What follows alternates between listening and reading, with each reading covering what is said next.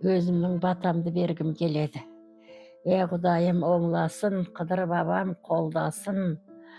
Маған менің барлық оқушыларыма ешқандай жамандық болмасын. Еліміз, жеріміз тыныштықта болсын. Құрметті оқушыларым, әрқайсыларың отбасыларың аман болсын. Өсіңдер, өніңдер. Ешқандай жаманшылықты көрмеңдер. Барлығымыз осы бақытты заманда Қазақстанымызды гүлдендіріп, бақытты өмір сүріп, бір-бірімізді сыйлап, үлкенді кішілі болып, бақытты өмір сүруге Алла тағалам барлығымызға нәсіп етсін. Аллаху акбар.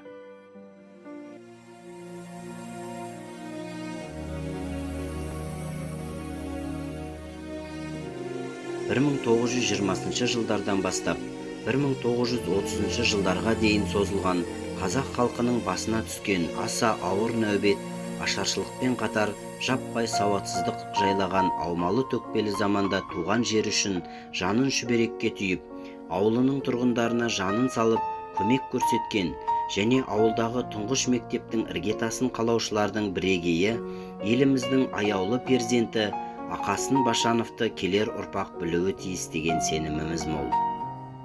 Алғашқы бастауыш сынып мұғалімі, өзіміз көзін көрген Исағұл ағайымыздың әкесі, Медеуов Мәйке атамыздың ауыл тарихындағы орны ерекше екеніне ешкімнің таласы жоқ шығар. Ал енді ауылымыздың алғашқы білімді қыздарының бірі Сақыпжамал Бүйенбай қызының Ұлы Отан соғысы тұсындағы ұстаздық жолын біздер білуіміз керек. Жаппай сауатсыздықпен күрес жылдары өзінің мұғалима жұбайы Ғадила әжемізбен келіп, ауылы үшін қажырлы еңбек еткен Әбдірахым Жетігенов атамызды біріміз білсек, біріміз білмейміз. Сол қиын қыстау кезеңде көкірегі ояу, көзі ашық Тайбеков Рахым атамыздың мұғалім ретінде еліне тигізген пайдасын сөзбен айтып жеткізу мүмкін емес шығар. Ауылымыздың майталман ұлы ұстаздары Дәуіт Қалымбайұлын, Исағұл Мәйкеұлын, Айтжан Әбітбекұлын, Сағадын Жүнісәліұлын, тағы да басқа шәкірттерін арбасына салып алып, Қасық ауылындағы емтихан тапсыру орнына апаруы, теңдесі жоқ ұстаздық, дарын мен жоғары парасат иесі екендігін көрсеткен ұлы тұлға Сұлтан Алтынбаев атамыздың өнегесін қазіргі жастарға қайта-қайта айту керек деп ойлаймыз. 79 жылы бітірген түлектер, қалайсыңдар енді айналайын, әрқайсыларың енді семьялы болған шығарсыңдар. Солардың енді рақатын, балаларыңның, немерелерінің рақатын көріңдер. Дендеріңе саулық тілеймін. Болашақтары зор болсын балаларыңның. Ал енді сол жылдары сабақ берген мұғалімдерге, қатары құрба, әптестеріме амандық тілеймін. Қазір бізге тек қана денсаулық керек, барлығы да бар. Аман болайық бәріміз. Бұл менің бірге істеген мұғалімдеріне мысалы Даларис, Райса Каштаевна, мен Тыныш Тіленшева орыс мектебінде істеді, ол да қатары құрбымыз. Сол жылы бітірген балаларыма, сол жылы бірге істеген мұғалімдерімізге тек қана амандық тілеймін, денсаулық тілеймін. Болашақтары зор болса жастарымыздың, балаларының. Енді жасымыз келгендерге тек қана денсаулық, өмір жасымызды Алла тағала нәсіп етсін деп тілеймін. Бүгінгі игі іс-шараның ауыл өмірі үшін, залда отырған мектеп бітірушілері үшін маңызы зор екенін айтпаса да түсінікті шығар. Адамның ғұмыры қысқа болғанымен, аты мәңгіге қалып, өнегелі істері, көрсеткен ғибраты, өзі кетсе де ел жадында сақталған. Жақсылығы ел кәдесіне жарап жататын тұлғалар, осы таңдаған кәсібіне адал, туған жеріміз Қарасай Батыр ауылында саналы ғұмырын ұстаздыққа сарп еткен аяулы, ұлағатты ұстаздарымызды айтуға болады. Ұлы Отан соғысынан аман келіп, ұстаздық жолды таңдаған Қырмыш Сыдықов ағамыздың есімі де тарих. Бүкіл ауыл оқушы жастарының математика пәнінен жеткен жоғары жетістіктері аудан, облыс, республика көлемінде белгілі болып, мерейін үстем етсе, оған себепкер талмай еңбек еткен математик ұстаздарымыздың есімдерін үлкен мақтанышпен айтуымыз керек.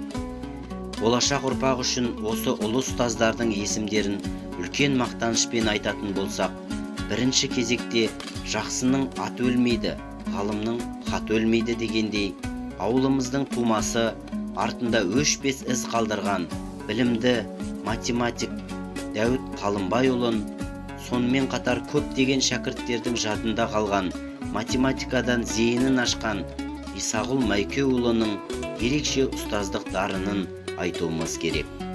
Айтжан Әбітбекұлының ұстаздығын, Әлхан Сейсенбин сынды ұстаз, дарынды басшы математиктер мектебінің көрнекті өкілдерінің ерен еңбегін қалай ұмытармыз.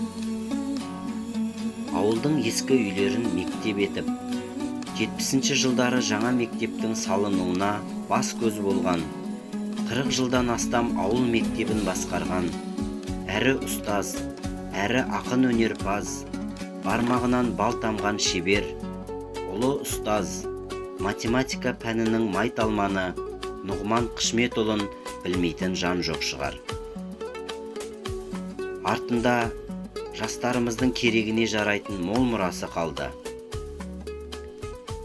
Ағамыздың әруағына бас иіп тағзым етеміз.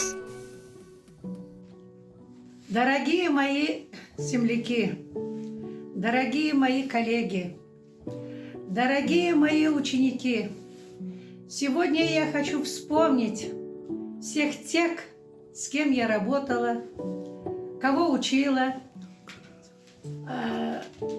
таких учителей, которые внесли очень большой вклад.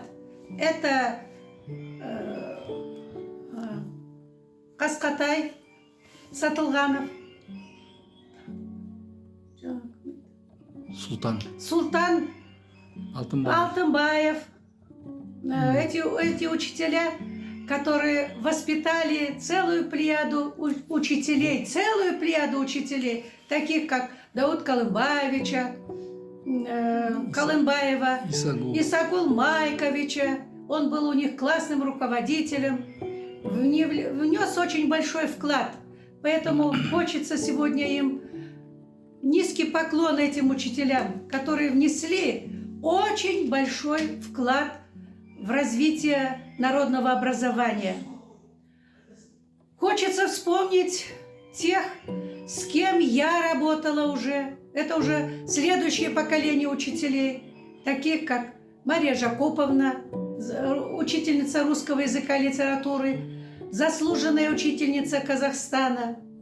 Хочется вспомнить Сулейманову Галину Ивановну, нашего директора, который работал более 30 лет, Байгужаева Нугмана Кишметовича. Хочется вспомнить и других учителей. У нас была большая школа.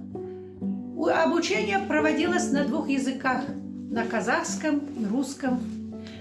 Было более 100 учителей, которые постоянно проводили большую работу. И хочу обратиться к выпускникам 79-го года, которые не забыли нас, вспомнили. И вот создали целую галерею в школе, стенд, которые сделали наши эти выпускники. И сейчас заботятся о нас, вспоминают, ищут нас, поздравляют. Спасибо им и большой им поклон.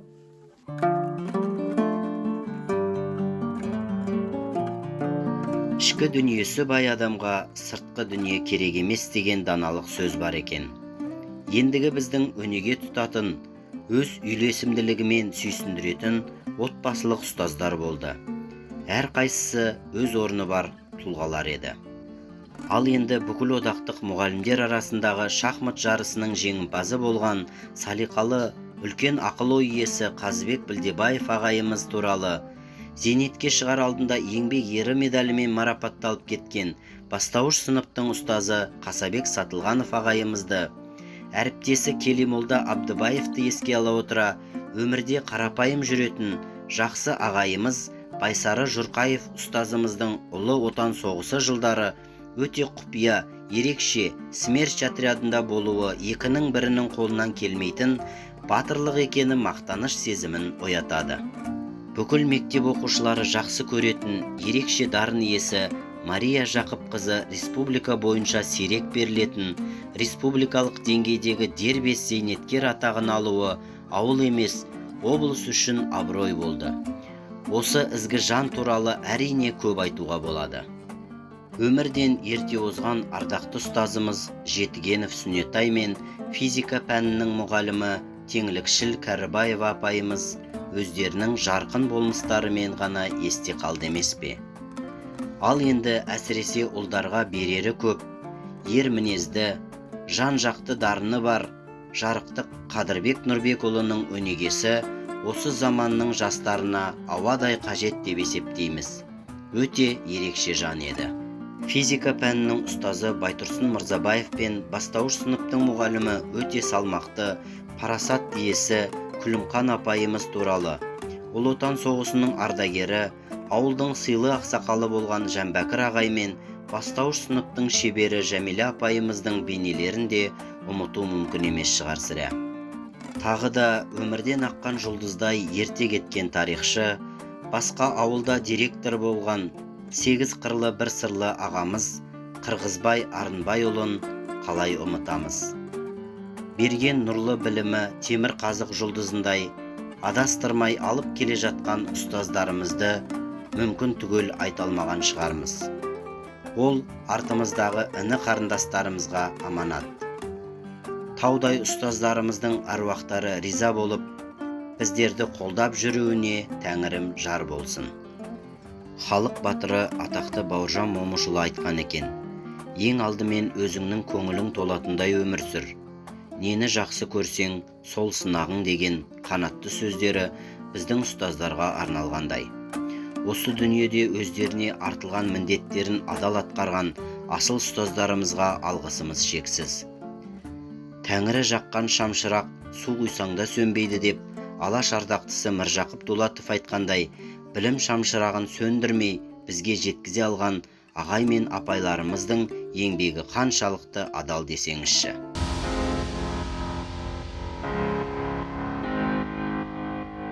Құрметті ауылдастар, құрметті ұстаздар, 1979 жылғы түлектер, сіздерді осындай керемет мерекеменен, кездесуменен құттықтаймын. Дорогие земляки, поздравляю вас с прекрасной встречей с нашей малой Родиной, которая благословила нас и отправила большой жизненный путь. Привет вам из Астаны. Мына зымырандардың макеттері Союз, Протон, Зенит, Буран, Байқоңырдан ұшқан. Жақында осылардың қатарына қазақтың Сұңқар деген ғарыш зымыраны қосылады. Мен Байқоңырда 35 жыл тұрып, журналист болып еңбек жасап, қазғарыш тарихын жазуға маған бұйырыпты. Осы жолы мен ауылға келе алмадым. Сіздерге осы іс-шараны ұйымдастырғандарға көп рахметімді айтқым келеді. Өз жеріне ризашылық білдіру, ұстаздарға және де ол дүниеге аттанған біздің құрбыларға Құран бағыштап еске алу, және де өз жеріне, еліне қызмет істеу қандай ғажайып. Ниеттеріңіз қабыл болсын. Хочу поблагодарить вас, дорогие наши учителя, дорогие организаторы этого мероприятия, пожелать успешного пути выпускникам всех лет. А вам, дорогие выпускники 79-го года, счастливой и радостной встречи. Всего доброго.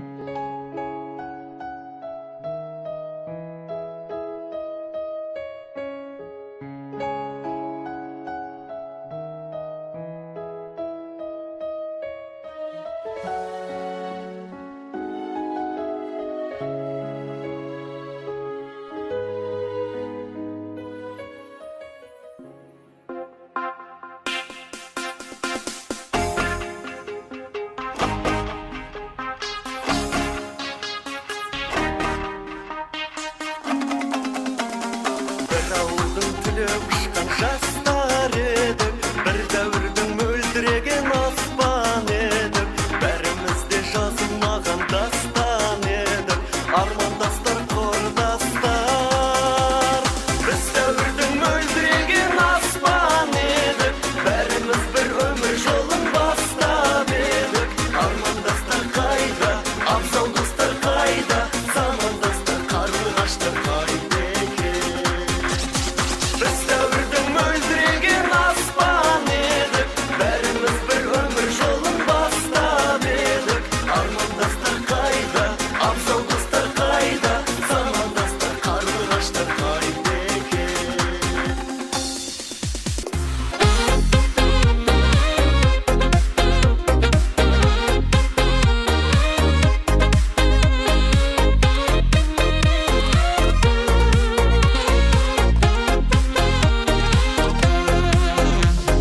Бірге тойлап, бір өткізген жалындаған жас шағын, талай қызық күнді өткізген қайдасыңдар достарым? Достар, достар, жүрсің қайда? Бірге де ғой жанымыз, еске алысып осындайда кел шырқайық бәріміз. Еске алысып осындайда кел шырқайық бәріміз.